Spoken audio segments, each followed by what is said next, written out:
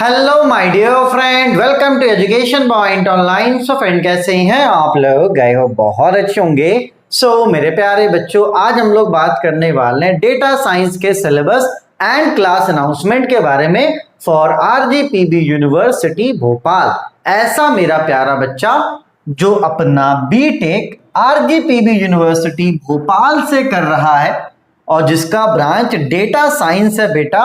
तो data science के बच्चों को थर्ड सेमेस्टर में कौन कौन सा सब्जेक्ट पढ़ना पड़ता है और कौन सा सब्जेक्ट कैसा है, आज के इस वीडियो में हम लोग बात करने वाले हैं। देखो बेटा, एक बात आप समझना, आपने फर्स्ट ईयर में ग्राफिक्स पढ़ा, आपने फिजिक्स पढ़ा, आपने केमिस्ट्री पढ़ा, है ना? बोलोगे हाँ सर, बहुत सारी चीजें अपन ने पढ़ी जो आपके किसी काम की नहीं थी।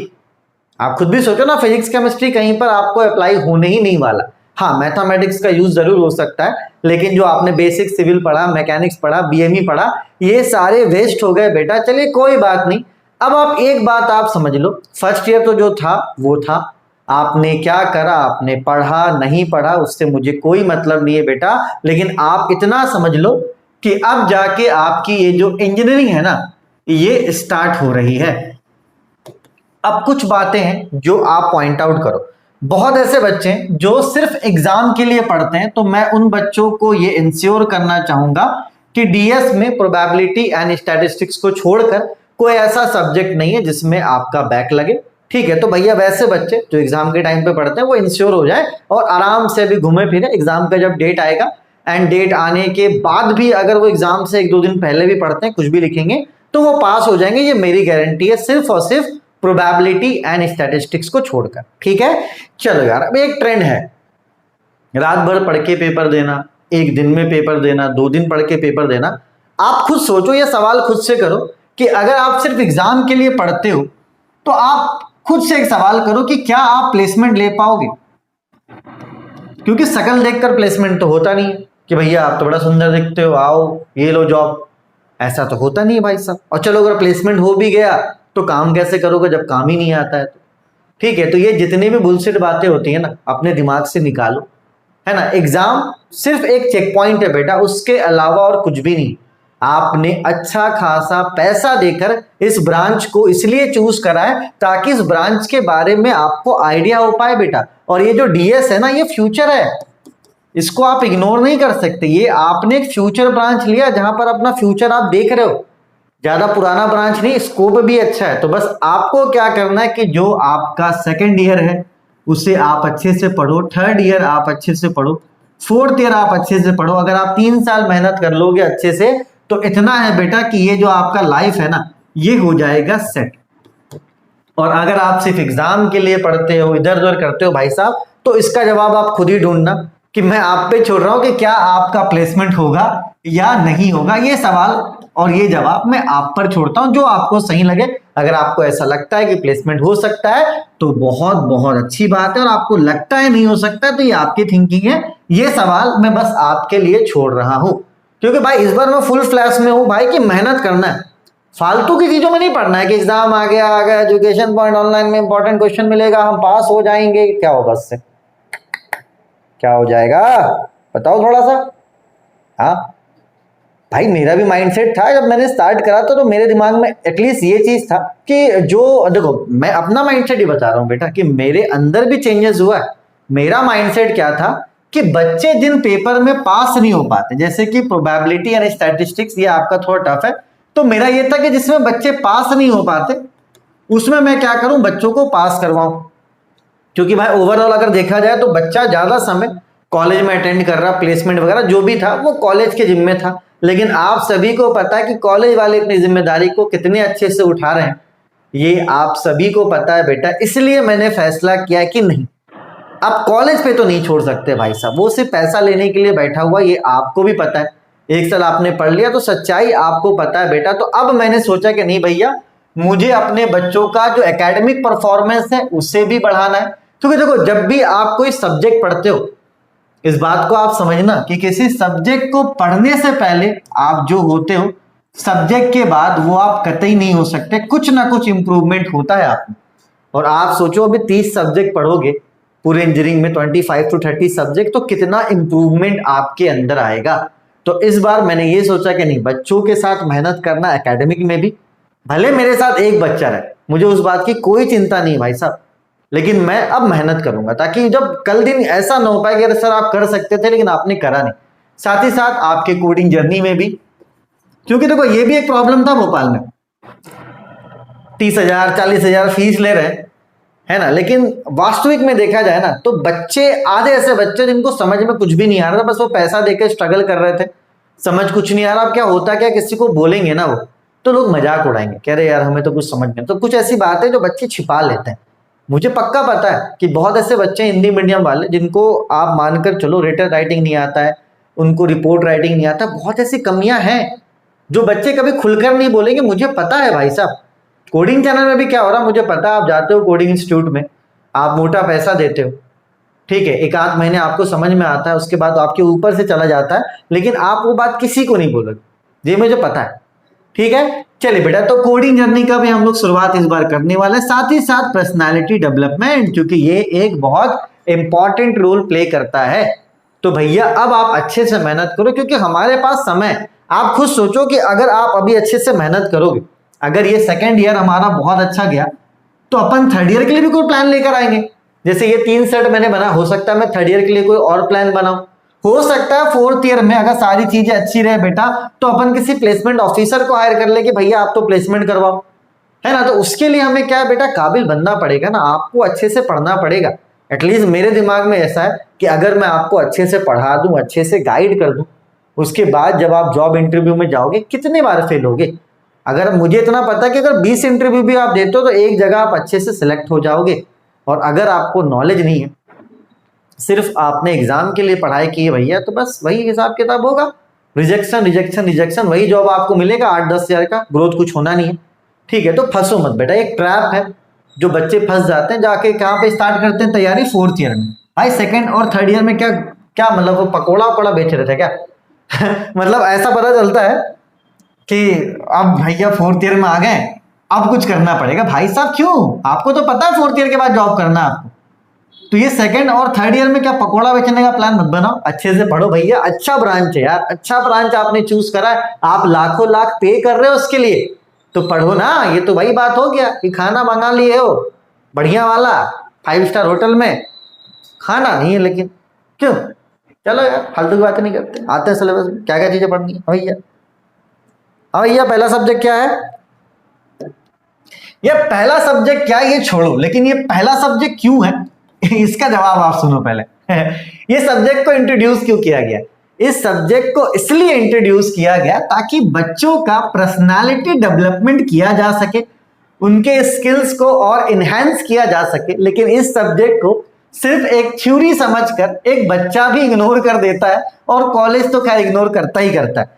लेकिन इस सब्जेक्ट का मतलब यह था कि आपका पर्सनालिटी डेवलपमेंट किया जाए, एक हॉल में आपको ले जाया जाए 2 घंटों के लिए, और उस हॉल के स्टेज में बहुत ऐसी चीजें परफॉर्म किया जाए। जैसे स्टार्ट हो सकता था कि एक एक बच्चे को स्टेज पे बुलाया जाए और उसको अपने बारे में कहने के लिए बोला जाए, अगले बार उस बच्चे का इंटरव्यू लिया जाए ताकि एक बच्चा यहाँ इंटरव्यू दे, सारी चीजें सारे बच्चे यहाँ पे देखें और सीखे, ठीक है। तो एक ऐसा माहौल होना चाहिए था, एकदम फ्रैंकली माहौल, कभी डिबेट हो रहा है कभी कुछ, ताकि एक कोई कर रहा है उससे बच्चे सीख रहे, 1 बाय 1 सबका नंबर आएगा, है ना। होता था ना भैया आज बोलना है आपको स्टेज में जाके, तो ये सारी चीज थी जहाँ पे। अब मैं क्या ही बताऊं यार कॉलेज वालों को, ये तो भैया बच्चे भी इग्नोर करते हैं और इससे कॉलेज वाले भी इग्नोर करते हैं। लेकिन यार इस सब्जेक्ट का मतलब यही था कि इससे आपका पर्सनालिटी को डेवलप किया जा सके। कॉलेज के पास इंफ्रास्ट्रक्चर है, बच्चे वहां पर पहुंचते हैं, उनके पास ऑडिटोरियम है, ऑडिटोरियम में 2 घंटे के लिए, कभी सप्ताह में ही करवा दे भाई साहब, 2 दिन करवा दे सप्ताह में 2 घंटे के लिए, ठीक है, डिबेट ही करवा दे, कुछ भी करवा दे, ताकि आपका पर्सनालिटी डेवलप हो। कुछ भी नहीं होता है, बच्चे असाइनमेंट लिख रहे हैं, क्यों लिख रहे हैं पता नहीं लिख रहे हैं बस, क्यों लिख रहे हैं इसका कोई जवाब नहीं है। लिखवाने वाले भी महान, लिखने वाले तो भाई क्या ही कर सकते हैं, वो तो बंधुआ मजदूर है ना। तो भैया इस सब्जेक्ट का मतलब तो हमने बता दिया, लेकिन इसको यार कोई मतलब वैल्यू ही नहीं देता, मैं क्या बताऊं, ठीक है, लेकिन इसके बारे में बात अपन करेंगे। चलो बेटा, अब आते हैं आपके दूसरे सब्जेक्ट में, ये है प्रोबेबिलिटी एंड स्टैटिस्टिक्स। खतरनाक मस्त सब्जेक्ट है, क्योंकि ये जो प्रोबेबिलिटी है ना, ये दिमाग में घुसता नहीं है। जब मैंने सब्जेक्ट को स्टार्ट करा था तो मैंने फीस रखा था 500 रुपए, जब मैंने इस सब्जेक्ट पे काम करना शुरू करा, बोले भाई इसका फीस तो 10,000 होना चाहिए था यार। टफ सब्जेक्ट है, मतलब चीजें दिमाग में घुसती नहीं है। आप देखना, इसका कोई डेमो लेक्चर नहीं है, ये एप्लीकेशन पे आपको मिलते जाएगा, लेकिन इसका कोई डेमो लेक्चर नहीं है, क्योंकि 3-4 लेक्चर में आपको कुछ समझ में ही नहीं आएगा ना। अभी जितने बच्चे इन्वॉल्व होते हैं, अगर मैं डेमो लेक्चर डाल दूंगा, 1-2 बच्चा भी इन्वॉल्व नहीं होगा भाई, क्योंकि कम से कम 15-20 लेक्चर आप देखोगे ना, तब जाके समझ में आएगा कि आप कर क्या रहे हो। तो प्रोबेबिलिटी थोड़ा टफ है, कम से कम 2 से 3 बार आपको पढ़ना पड़ेगा, तभी जाके ये चीजें आपको समझ में आएगी। तो ये कोर्स आपको मेरे एप्लीकेशन पे मिल जाएगा। बस ध्यान देना कि प्रोबेबिलिटी स्टैटिस्टिक्स 2 है, एक है AIML एंड DS, तो ये दोनों सेम ब्रांच का, ठीक है, सेम सिलेबस है, तो आपको ये वाला कोर्स परचेस करना है, ना कि आप AIDS का कर लेना गलती से, क्योंकि 2 कोर्सेस हैं। और अगर आपसे गलती हो भी जाती है, मुझसे कांटेक्ट कर लेना, मैं उसको क्या कर सकता हूं, स्विच कर सकता हूं। ठीक है, चलिए, तो ये पहले वाला सब्जेक्ट का प्रॉब्लम सॉल्व हो गया। और भैया टाइम टेकन सब्जेक्ट है, एग्जाम टाइम में पैसे देके मुझ पे एहसान मत करना, क्योंकि इसको पढ़ने के लिए आपको थोड़ा समय चाहिए।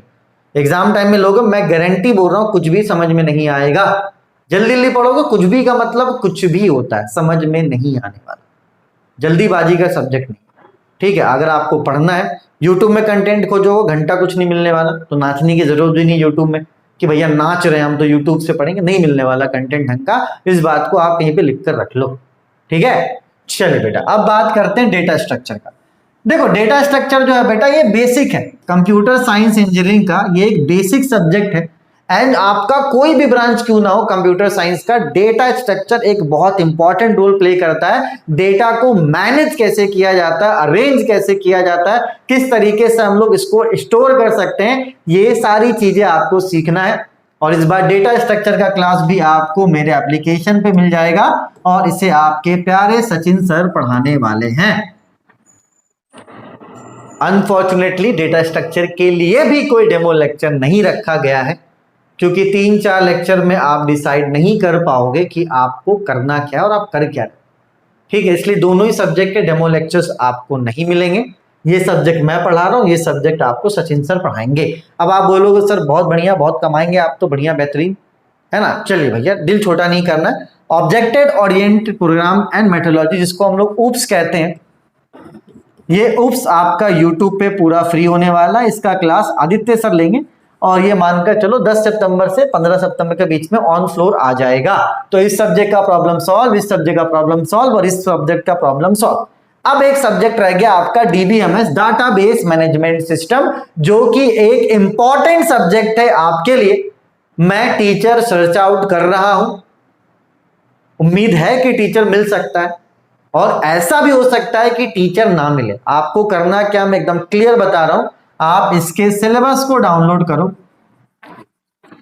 ठीक है। और आपको क्या करना है बेटा, टॉपिक बाय टॉपिक YouTube से सर्च करके पढ़ना है। थोड़ा सा चैट GPT का भी आप यूज कर सकते हो, इसको आप खुद से पढ़ने की कोशिश करो, आपको समझ में आएगा। क्योंकि डाटा बेस मैनेजमेंट सिस्टम बहुत इंपॉर्टेंट है, इस बात को समझना। क्योंकि यहाँ पर कोई भी सब्जेक्ट है ना बेटा, तो ऐसे मुंह उठाकर टाइम पास के लिए नहीं दे दिया गया है। हर सब्जेक्ट का अपना एक इंपॉर्टेंस है। इवन 4 चीजों के लिए मैं जिम्मेदारी ले रहा हूं, चाहे वो आपका टेक्निकल कम्युनिकेशन क्यों ना हो, प्रोबेबिलिटी स्टैटिस्टिक्स क्यों ना हो, आपका डेटा स्ट्रक्चर क्यों ना हो, और आपका ऊप्स क्यों ना हो। बस DBMS के लिए मैं कोई टीचर देख रहा हूं। अगर आपकी नजर में कोई ऐसा सीनियर है जिसको DBMS का अच्छा आइडिया है बेटा, तो आप जरूर सजेस्ट करना। मैं DBMS का भी क्लास स्टार्ट कराऊंगा, क्योंकि मुझे अब कोई भी कचरा नहीं चाहिए। मुझे आपका पूरा एकेडमिक क्लियर चाहिए, ना मुझे बैक वैक का लफड़ा चाहिए, आपको नॉलेज होना चाहिए, ठीक है। चलिए, तो ये आपका हो गया एकेडमिक सिलेबस, ठीक है। अब बात करते हैं हमारे कोडिंग जर्नी के बारे में। भैया अभी ले लेना कोर्स 31 से 31 अगस्त तक ऑफर है, ठीक। आप अभी लोगे इस कोर्स को, यहाँ गलती से ये आपको भी 699 में मिलेगा, गलती से 499 हो गया है, और ये आपको 699 में मिल जाएगा, ठीक है। कूपन कोड आप इंडिया यूज करोगे तो इसका फीस कम हो जाएगा। ध्यान देना कि 31 अगस्त तक ऑफर है। कोर्स वाले आप अभी ले लो, पढ़ना आप 5 सितंबर के बाद, ये आप पे डिपेंड करता है, ठीक है भैया। चलो आगे बढ़े। अब आते हैं अपने कोडिंग जर्नी के बारे में। 4 चीजें अपन स्टार्ट कर रहे हैं। C++ प्रोग्रामिंग सचिन सर पढ़ाएंगे, जावा प्रोग्रामिंग चैतन्य सर पढ़ाएंगे, complete web development Aryan sir पढ़ाएंगे, और पाइथन प्रोग्रामिंग आपका आदित्य सर पढ़ाएंगे, ठीक है। ये सारी चीजें हमारे नए YouTube channel education point coding में स्टार्ट होने वाला है। बस एक बात आप समझ लो कि आप इसे as a free batch treat नहीं करोगे, क्योंकि बचपन में ऐसा होता था कि पढ़ते आप थे, फीस आपके पिताजी भरा करते थे। तो यहां पर आप समझ लो कि पढ़ आप रहे हो, फीस मैं भर रहा हूं। तो प्लीज इसे फ्री बैच की तरह ट्रीट ना करें, रेगुलर आप इसके क्लासेस को अटेंड करें। जहां पर जो डाउट है उसको आप कमेंट करो। बाकी मैं एक ऐसा इकोसिस्टम बनाऊंगा ताकि आप अपने डाउट को, जो जेन्युइन डाउट है उसको आप पूछ सको बेटा। तो जेन्युइन डाउट को पूछने से के लिए आपको करना क्या पड़ेगा, आपको रेगुलर पढ़ना पड़ेगा। अब आप पढ़ोगे 6 महीने बाद, जब पूरा चैप्टर खत्म हो गया, पूरा कोर्स खत्म हो गया, तब आप कमेंट करोगे सर हमारा पढ़ा नहीं भैया। इन द मंथ ऑफ सितंबर, अक्टूबर, नवंबर, दिसंबर, जब तक ये कोर्स चल रहा है आप कमेंट करो। इस सेमेस्टर के लिए कोर्सेज हैं। हाँ, वेब डेवलपमेंट थोड़ा आपका बड़ा चलेगा, ये 2 सेमेस्टर में कवर अप होगा, लेकिन जो डाउट है बेटा उसे आपको अच्छे से पूछना है। ठीक है, लाखों लाख रुपए इसमें इन्वेस्ट हो रहा है, चाहे इसके इंफ्रास्ट्रक्चर में हो। ठीक है, एकदम ये मत सोचना भाई साहब, इंफ्रास्ट्रक्चर में इन्वेस्टमेंट तो हो रहा है और सिर्फ आपके फ्यूचर के लिए, क्योंकि ये नहीं करवाता मुझे घंटे से कोई नुकसान नहीं था। अगर मैं यहाँ पे 3 से 4 लाख रुपए इन्वेस्ट कर रहा हूँ इंफ्रास्ट्रक्चर में, ठीक है, मैं उसका रेंट पे कर रहा हूँ, तो मैं बेवकूफ नहीं हूँ। ये सिर्फ आपके लिए किया जा रहा ताकि आप पढ़ सको, क्योंकि आपको ही पता है भैया ऑफलाइन कोचिंग में भी क्या चल रहा है। फीस वह सारे बच्चे दे रहे, पढ़ कोई नहीं पा रहा है। तो इस वाली चीज़ों से अपन को बाहर निकलना है। आप अच्छे से पढ़ो, जहाँ पर जो भी दिक्कत हो कमेंट करो। बाकी जब कोर्स स्टार्ट होगा तो मैं बाकायदा आपको बताऊंगा कि आपको अपने डाउट्स को कैसे क्लियर करना है। ठीक है, चलिए बेटा। साथ ही साथ जहांगीराबाद में मैंने पर्सनालिटी डेवलपमेंट क्लास का शुरुआत करने वाला हूँ। इसके लिए व्हाट्सएप ग्रुप में आपको दे रहा हूँ, नीचे ज्वाइन कर लेना। तो जो जहांगीराबाद के आसपास रहते हैं वो उस व्हाट्सएप ग्रुप को ज्वाइन कर लें। एंड दूसरे ब्रांच का मैं प्लान कर रहा हूँ आनंद नगर में। ये थोड़ा सा टाइम लगेगा, क्योंकि मेरे हिसाब से आनंद नगर वाले ये सोच रहे हैं कि वो दुबई में, भाई 30,000 किराया, 40,000 किराया, मतलब कुछ भी। भाई एमपी नगर आसमा मॉल का इतना किराया नहीं है यार जितना ये आनंद नगर में लोग मांग रहे हैं। कोई ढंग का प्रॉपर्टी मिलेगा तो आनंद नगर में भी शुरू करेंगे। तो आप जहांगीराबाद और आनंद नगर वाले बच्चे ज्वाइन कर लो, फिर देखते हैं अपन क्या करना। हाँ, लेकिन इतना है कि जहांगीराबाद में तो भैया अपन स्टार्ट कर रहे हैं, जहां पर आपको स्पोकन इंग्लिश के साथ साथ राइटिंग स्किल्स में भी काम करवाऊंगा मैं, और राइटिंग स्किल्स के साथ साथ आपके इंटरव्यू की तैयारी भी करवाऊंगा। ठीक है, 500 रुपये महीना अपन फीस रखेंगे। जितने महीने तक, कम से कम 1 साल आप करोगे तो सारी चीजें सही हो जाएगी। आपका स्पोकन इंग्लिश भी अच्छा हो जाएगा, राइटिंग स्किल्स भी अच्छा करवा देंगे, और जो इंटरव्यू की तैयारी वो भी अपन करवा देंगे। ठीक है बेटा, चलिए अब बढ़ते हैं आगे, है ना। तीनों चीजें सॉल्व हो गई, आपके एकेडमिक की प्रॉब्लम भी सॉल्व, आपका कोडिंग का प्रॉब्लम भी सॉल्व, और आपका पर्सनालिटी डेवलपमेंट का भी प्रॉब्लम सॉल्व। ठीक है, देख लो टेक्निकल कम्युनिकेशन में क्या क्या है। हाँ, खुद देखो आप, टाइप्स ऑफ कम्युनिकेशन है ना, राइटिंग स्किल्स है, जॉब इंटरव्यू, ग्रामर, ये पढ़ाना चाहिए था यार। कॉलेज में अच्छे से पढ़ाता तो एक अच्छा सब्जेक्ट है, एटलीस्ट कम से कम बच्चों का हेजिटेशन दूर होता। शायद कॉलेज वालों तक ये बात पहुंच जाए तो हमारे कॉलेज वाले कुछ पढ़ा लें, भाई से तो लेते हैं, बढ़िया बेहतरीन पढ़ाते कुछ भी नहीं। ये डीबीएमएस के लिए बेटा जब तक कोई टीचर नहीं मिलता है, आप प्लीज इसमें मेहनत कीजिए। एंड अगर आपकी नजर में कोई ऐसा टीचर है तो उसको मेरा नंबर जरूर दे दीजिएगा कि भैया, नंबर तो सबको पता ही है ना। हाँ, ये तो सामने दिखता है, मेरा ही नंबर है। ठीक है, चलो ठीक है बच्चों, चलो। तो टेक्निकल का यहाँ अपन ने बता दिया, डीबीएमएस का अपन ने यहाँ बता दिया आपको। साथ ही साथ डेटा के लिए लिंक डिस्क्रिप्शन पे दे रहा हूँ, वहां जाके चेकआउट कर लो। और उसके बाद प्रोबेबिलिटी के लिए भी लिंक डिस्क्रिप्शन पे, ऊप्स के लिए भी लिंक डिस्क्रिप्शन पे, आप चेकआउट कर लो। अपने और अपनों का खूब ख्याल रखिए। Take care, bye bye, Tata.